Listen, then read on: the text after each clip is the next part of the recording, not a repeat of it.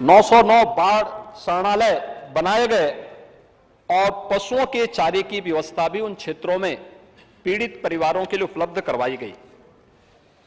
प्रभावित क्षेत्रों में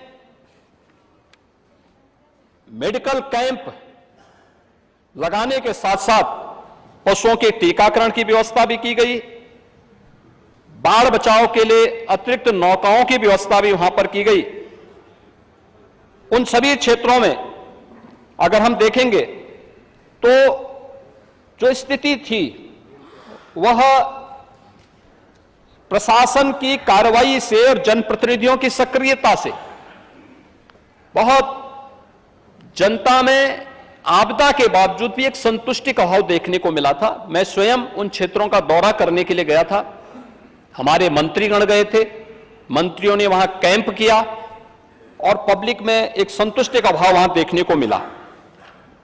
सामान्यतः प्रदेश के अंदर जब हम बरसात के एवरेज को देखते हैं, ये 430 mm का एक माना जाता है कि वर्ष भर में 430 mm बरसात उत्तर प्रदेश के अंदर होनी है। लेकिन महोदय, आपने लगातार पिछले कुछ समय से देखा होगा कि जब मौसम चक्र में किसी प्रकार की कोई विसंगति आती है, चाहे वह ग्लोबल वार्मिंग के कारण आता हो या किसी भी अन्य कारणों से, उसका दुष्प्रभाव सबसे अधिक किसी पे पड़ता है तो अन्नदाता किसान है।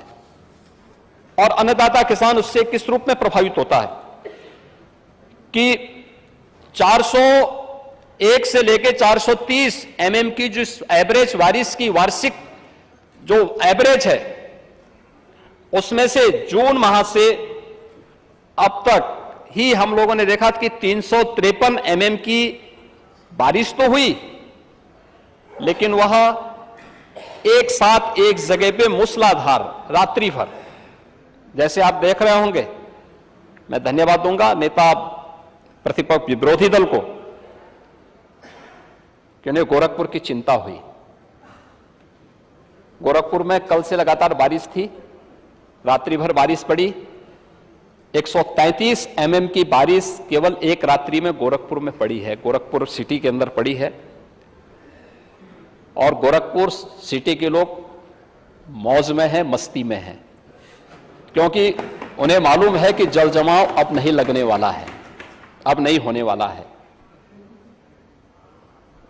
नेता विरोधी दल इन गरीबों की बात कर रहे थे। इंसेफ्लाइटिस से पूर्वी उत्तर प्रदेश में 40 वर्ष में 50,000 बच्चों की मौत हुई थी। 4 बार समाजवादी पार्टी को भी प्रदेश में मुख्यमंत्री के रूप में कार्य करने का अवसर प्राप्त हुआ था।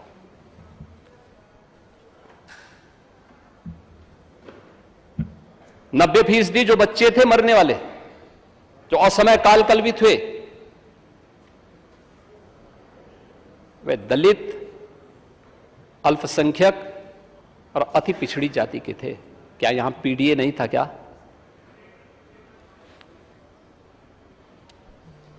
क्या कर रहे थे? 4 बार मुख्यमंत्री बनने के बाद भी आप लोगों ने उसका समाधान नहीं निकाल पाए। आपको तो 5 साल का पूरा कार्यकाल मिला था। और मुझे बताते हुए गर्व है, हमारी सरकार ने अपने पहले कार्यकाल में ही इंसेफ्लाइटिस का समूल नाश कर दिया।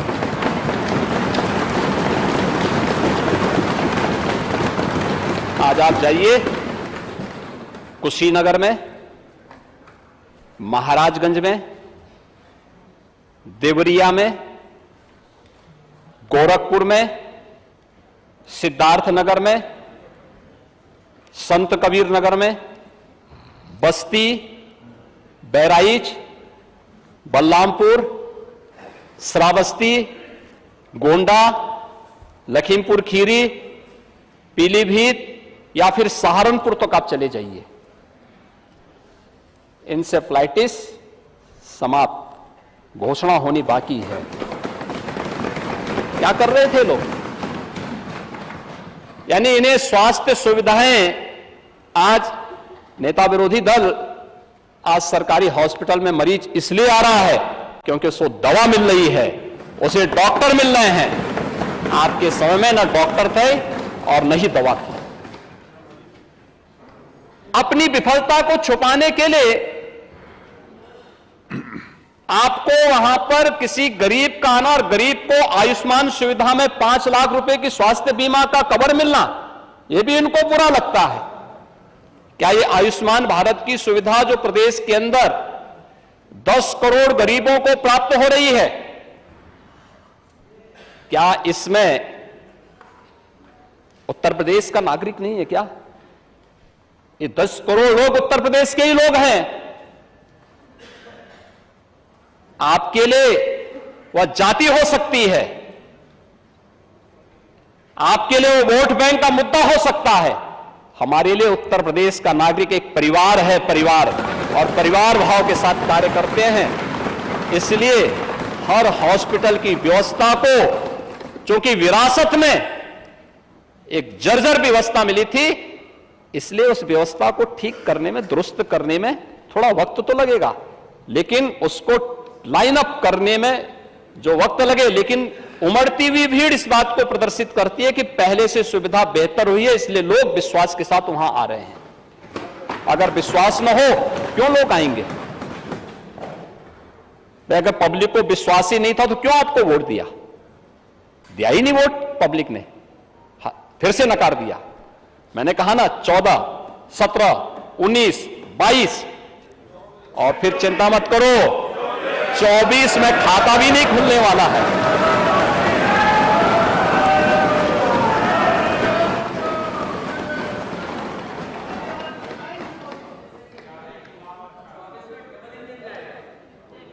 चौबीस में डबल इंजन की सरकार फिर से रिपीट करेगी,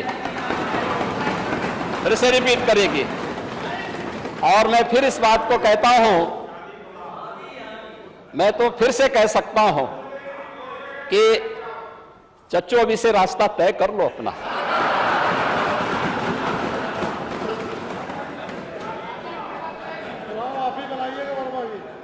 देखो,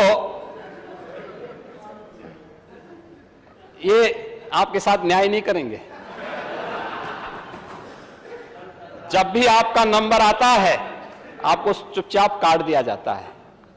आपके भलमानस को ध्यान में रख करके आपके संघर्षों को कोई ध्यान में नहीं रखता है। और कुछ तो आपको अपने मित्र से कुछ तो सीखना चाहिए।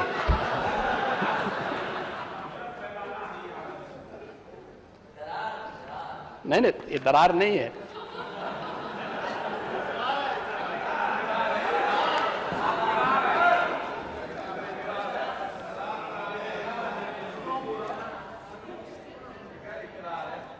महोदय, ये सरकार पहली सरकार है जिस सरकार ने अन्नदाता किसानों के हित में 2 अन्य महत्वपूर्ण कदम उठाए थे। एक, वन्यजीव और मानव संघर्ष को आपदा की श्रेणी में घोषित करना है। यह हमारी सरकार ने अपने पहले कार्यकाल में उठाया है। और कोई भी व्यक्ति, वह सर्पदंश से मरे, आपके पसंदीदा सांड से मरे, किसी, हाँ, हम तो, हमारे लिए तो प्रिय है ही।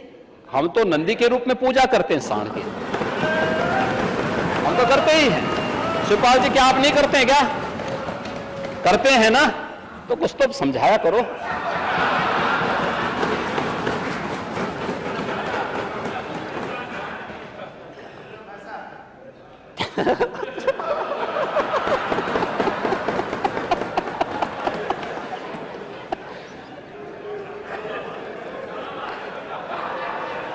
देखो,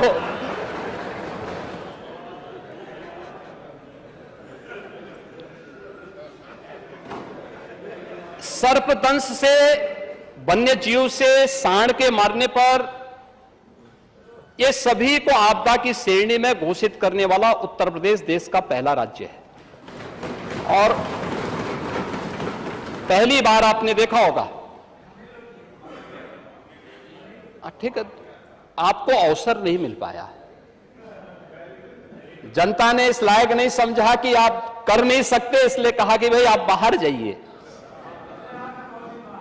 और इसलिए डबल इंजन की सरकार आई। डबल इंजन की सरकार ने आते ही अन्नदाता किसानों के हित में ये कदम उठाए और आज हर किसान को स्वतःस्फूर्त भाव के साथ मिल रहा है।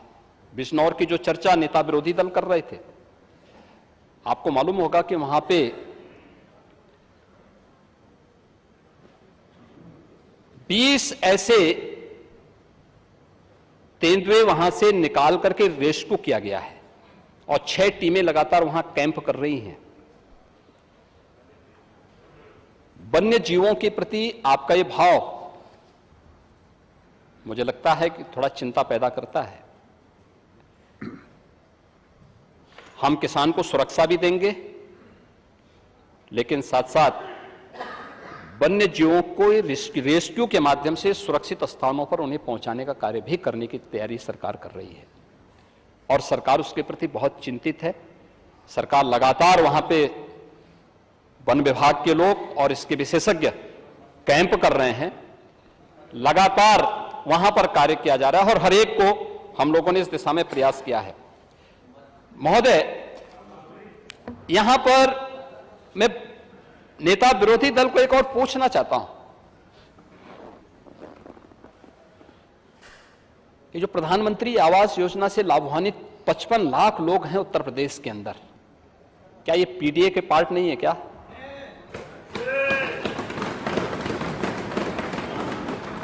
$55 लाख लोग, क्यों नहीं इन्हें आवास मिला था? इसलिए नहीं क्योंकि वो दलित थे,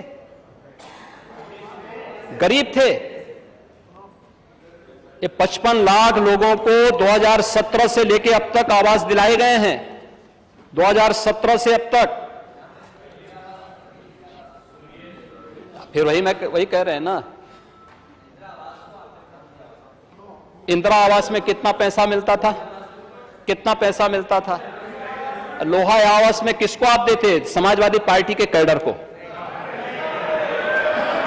तो सच्चाई है, समाजवादी पार्टी के कैडर को और समाजवादी पार्टी का कार्यालय तय करता था किसको आवास मिलना है। ये पहली सरकार है मोदी जी के नेतृत्व में जब प्रधानमंत्री आवास योजना घोषित हुई और प्रधानमंत्री आवास योजना घोषित होने पर न सेंट्रल में और न राज्य उत्तर प्रदेश में तब बीजेपी की गवर्नमेंट नहीं थी, लेकिन शेख सूची हम लोगों ने माना। ये सर्वे जब केंद्र में कांग्रेस की यूपीए की गवर्नमेंट थी और प्रदेश में सपा की सरकार थी, शेख सूची आई थी, हमने उसी शेख सूची को स्वीकार किया और फिर हमने उसी के अनुसार मकान देने प्रारंभ किए। और महोदय 17 से लेके अब तक 17 से अब तक सुनिए नहीं, मैं यही कह रहा हूं ना प्लीज कि क्या आपने उसको पीडीए का पार्ट नहीं माना था? उस समय जिस समय लाभान्वित करना था, भारत सरकार लिखती थी इन गरीबों के लिए आवास लीजिए, ये कहते थे नहीं नहीं दलित हमारा वोट नहीं, ये लोग कहते थे, देते ही नहीं थे लोग। और परिणाम क्या है? और वहां यानी लगभग केंद्र में मोदी जी के नेतृत्व में सरकार बनने के बाद लगभग 2.5 वर्ष ये लोग सरकार में रहे। योजना लागू ही भारत सरकार लिखती थी, इन्होंने नहीं दिया। और 17 में जब डबल इंजन की सरकार आई, 55,20,000 लोगों को एक आवास मिला है, जिसमें से 44,93,000 आवास अब तक बनकर के तैयार हो चुके हैं, गृह प्रवेश हो चुका है। ये लोग दलित और पिछड़ों की बात करते हैं, अल्पसंख्यकों की बात करते हैं महोदय। और यही नहीं, डबल इंजन सरकार ने एक और काम किया है। प्रयागराज में भी एक भूमाफिया की जमीन को मुक्त करा करके 76 गरीबों को वहां भी आवास दिया है।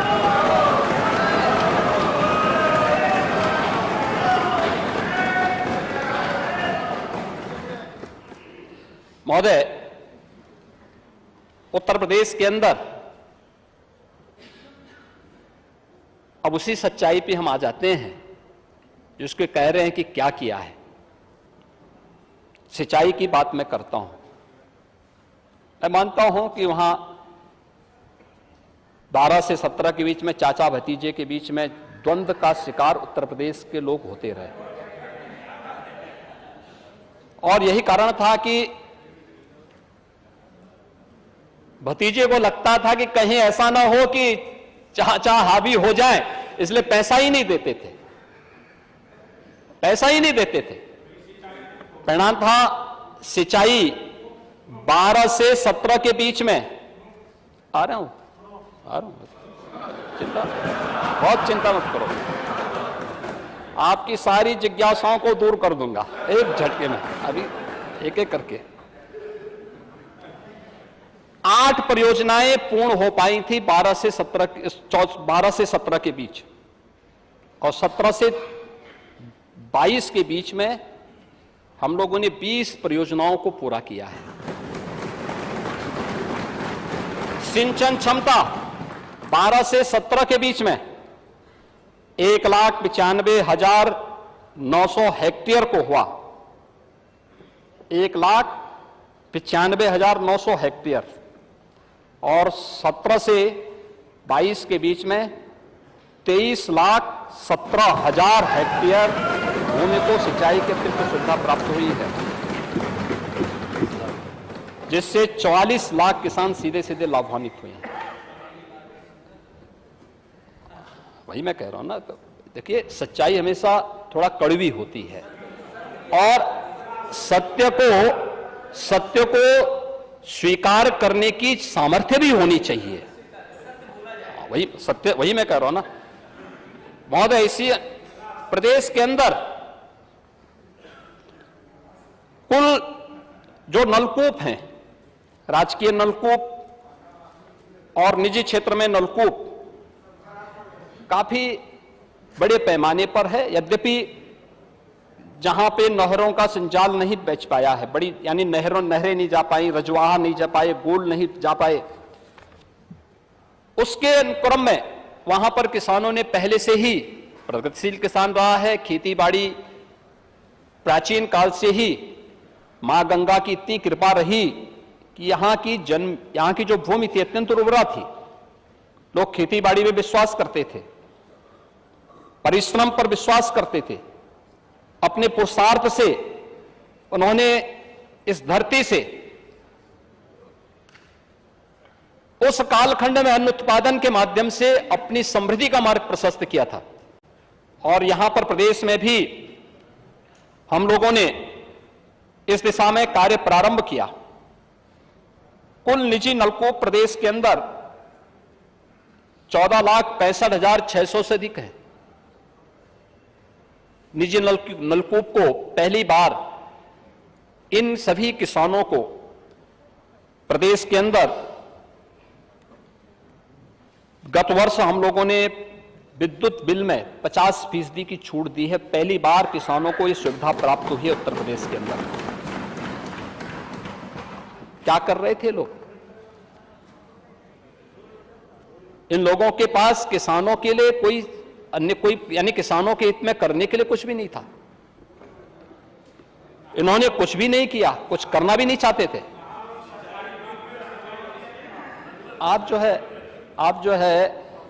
आप तो अभी इससे पहले तो वहां से बोलते थे, अब जो है फिर रोज रोज अपना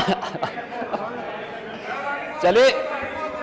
मैं ईश्वर से प्रार्थना करूंगा कि आप हमेशा वहीं बैठे रहें।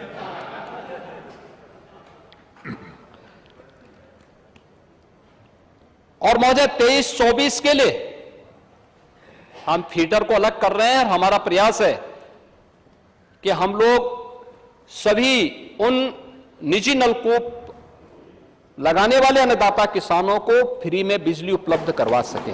हमने बजट का प्रावधान कर लिया है, 1500 करोड़ रुपए बजट का प्रावधान हम कर चुके हैं। फीडर के सेपरेशन की कार्रवाई चल रही है और इस समयबद्ध तरीके से आगे बढ़ेगी। प्रदेश के अंदर इसके साथ ही प्रदेश सरकार के द्वारा जो तमाम अन्य कार्यक्रम किए गए, इसमें नलकूपों के सोलर पंप के माध्यम से उन्हें सोलराइज करने की कार्रवाई, अब तक हम लोगों ने 45,342 ऐसे किसानों को इससे आच्छादित किया है और 23-24 के लिए 30,000 किसानों को इसके साथ जोड़ने की कार्रवाई हमारी प्रचलित है। प्रदेश के अंदर टेल तक पानी पहुंचाने की कार्रवाई भी बहुत अच्छे ढंग से आगे बढ़ी है। मैंने पहले ही बता दिया था, प्रधानमंत्री कृषि सिंचाई योजना के अंतर्गत भी 23 लाख हेक्टेयर से अधिक भूमि को सिंचाई के अतिरिक्त सुविधा प्रदान करने के साथ ही प्रदेश के अंदर जल संरक्षण इसी का एक महत्वपूर्ण पहलू है। मैं तो महोदय खासतौर पर चेक डैम निर्माण के लिए 1546 चेक डैम का निर्माण इस दौरान किए गए, 395 तालाब बनाए गए, लघु सिंचाई विभाग के माध्यम से 1234 तालाब बनाए गए और प्रदेश के अन्य विभिन्न विभागों के माध्यम से ग्राम्य विकास, पंचायती राज, नगर विकास, अन्य के द्वारा भी अलग अलग समय में जो तालाब बनाए गए और अमृत सरोवर के माध्यम से भी हम लोगों ने जो इस कार्रवाई को आगे बढ़ाया है, 30,642 तालाब बनाए गए। भूगर्भ जल विभाग के माध्यम से भी 57 तालाब बनाए गए। अन्य विभागों के द्वारा भी इसमें सहयोग किया गया, जिसके माध्यम से भी 13,066 यहां पे अमृत सरोवर के निर्माण की कार्रवाई को सफलतापूर्वक आगे बढ़ाने का कार्य किया गया है। रेन वाटर हार्वेस्टिंग की कार्रवाई को भी आगे बढ़ाने का कार्य हुआ। 34,974 कार्य अब तक पूरे किए गए हैं। रीयूज एंड रिचार्ज स्ट्रक्चर के लिए भी 30,739 कार्यक्रम किए गए और हर जनपद में उन नदियों को जो कभी नदी के शकल में थी, बाद में एक समय के साथ वे समाप्त सी हो गई थी, उन्हें पुनर्जीवित करने की कार्रवाई 9 नदियों को अब तक पुनर्जीवित किया गया है और लगभग 66 पे यह कार्य हमारा वर्तमान में चल रहा है, जिन्हें हम पुनर्जीवित करने की कार्रवाई को तेजी के साथ आगे बढ़ा रहे हैं। भूगर्भीय जल के स्तर में सुधार लाने के लिए भी प्रदेश सरकार के द्वारा अनेक कदम उठाए गए हैं और इस कार्यक्रम को भी प्रदेश सरकार तेजी के साथ आगे बढ़ा रही है। महोदय, प्रदेश ने विद्युत की आपूर्ति क्या स्थिति थी, ये किसी से छुपा हुआ नहीं है। 2017 के पहले और 2017 के बाद विद्युत की आपूर्ति पहले जिला मुख्यालयों पे और वह भी बीआईपी डिस्ट्रिक्ट हुआ करते थे, यानी डिस्ट्रिक्ट भी बीआईपी हुआ करते थे। उन जिलों में बिजली मिलती थी, शेष जिले उससे वंचित रहते थे। आज उत्तर प्रदेश के अंदर सभी जनपदों में एक समान विद्युत की आपूर्ति की जा रही है और इसमें जिला मुख्यालयों पे 23 से 24 घंटे, तहसील मुख्यालयों पे 20 से 22 घंटे और ग्रामीण क्षेत्र में 16 से 18-19 घंटे की विद्युत की आपूर्ति अप्रैल 2017 से सरकार लगातार कर रही है। मजरों की विद्युतीकरण की कार्रवाई 1,21,000 से अधिक मजरों को विद्युतीकरण से युक्त किया गया, इस दौरान किया गया। प्रदेश के अंदर 33/11 के केवीए के 1528 सब स्टेशन की स्थापना भी की गई। प्रदेश के अंदर 1,58,00,000 घरों को फ्री में विद्युत के कनेक्शन भी उपलब्ध करवाने के कार्य किए गए और 3,99,800 से अधिक किसानों को निजी नलकूप के कनेक्शन भी दिए गए। ग्रामीण क्षेत्र में भी और अन्य तमाम प्रकार के हुए थे। इसी से अनुमान लगा सकते हैं 15-16 में जो इनका पीक आवर होता था पावर का, पीक डिमांड जो होती थी समाजवादी पार्टी की सरकार के समय, वह 12,300 मेगावाट की होती थी। और 2023 में जब हम लोग हैं, आज पीक में डिमांड है 28,284 मेगावाट। यानी ये दिखाती है कि पिछली सरकार के पास विकास का कोई अपना एजेंडा नहीं था, व्यक्तिगत एजेंडा था। व्यक्तिगत एजेंडा परिवार का एजेंडा था। और आएंगे ना, बहुत सारी जगह आऊंगा मैं उस पर भी, अभी उस पर भी आ रहा हूं महोदय। इसके अलावा प्रदेश के अंदर जो पावर सप्लाई में जो लॉस था, उस लॉस को भी काफी कम किया गया। यानी 2017 के पहले ये लगभग 22% था, और 2017 के पहले आज 2023 में जब हम लोग आए हैं, ये लगभग 17% के आसपास है। ये चीजें दिखाती हैं कि सरकार के स्तर पर कुछ रिफॉर्म भी हो रहे हैं और कार्रवाई आगे बढ़ रही है। अगर हम प्रदेश के अंदर बिजली के मीटर की भी व्यवस्था देखेंगे तो पहले 2017 के पहले 1,08,00,000 विद्युत के मीटर थे। आज 3,27,00,000 से अधिक विद्युत के मीटर भी संयोजित किए गए हैं और इनकी कार्रवाई आगे बढ़ रही है। महोदय, अगर प्रदेश के अंदर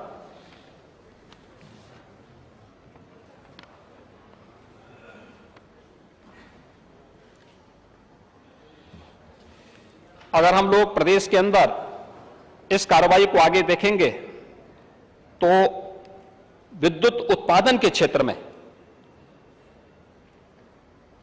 12 से 17 के बीच में 4,839 मेगावाट के विद्युत के उत्पादन की क्षमता इन लोगों ने अर्जित की थी। और इस समय हम लोगों ने अर्जित की है 5,820 मेगावाट, और साथ साथ 1,600 मेगावाट के ओबराज तापीय परियोजना को हम लोगों ने आगे बढ़ाने की कार्रवाई को भी एनटीपीसी के साथ प्रारंभ की है। हमारा अनुमान है कि हम लोग बहुत शीघ्र इस परियोजना को आगे बढ़ाने का कार्य करेंगे और प्रदेश की आने वाली आवश्यकताओं की पूर्ति करने में ये इकाइयां महत्वपूर्ण भूमिका का निर्वहन करेंगे। प्रदेश के अन्नदाता किसानों की ये चर्चा कर रहे थे महोदय। अन्नदाता किसान की जो स्थिति है प्रदेश के अंदर,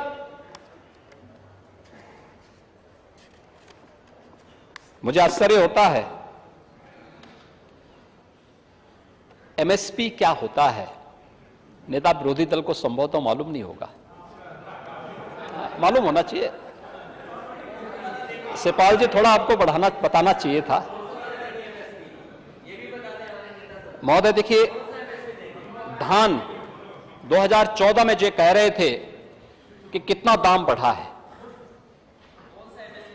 और उस समय की स्थिति क्या थी 2014-15 में ही मैं देखता हूं, धान की जो एमएसपी थी वह थी 1,360 रुपये धान सामान्य में।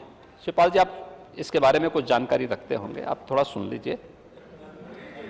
आज महोदय उसी धान की एमएसपी 23-24 में सरकार ने 1,360 की बजाय 2,183 रुपये सीधे किसानों को दी।